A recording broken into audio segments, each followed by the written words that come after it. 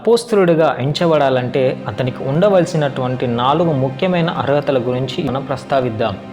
ఒకటవది, పునరుత్థానుడైన యేసుక్రీస్తును కనులారా చూసి ఉండాలి.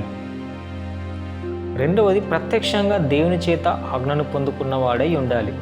మూడవదిగా, సూచక క్రియలు చేయాలి. నాలుగవది, ప్రత్యక్షతను గూర్చిన జ్ఞానం కలిగి ఉండాలి. అపోస్తలత్వం అనేది ఒక బిరుదు కాదు, అది ఆయన చేయవలసినటువంటి పనిని గూర్చిన ఆదేశం. కానీ ఈ రోజుల్లో మన సేవకులు అదొక బిరుదుగా అతిశయపడుతూ దాని గురించి గొప్పగా చెప్తూ ఉంటారు.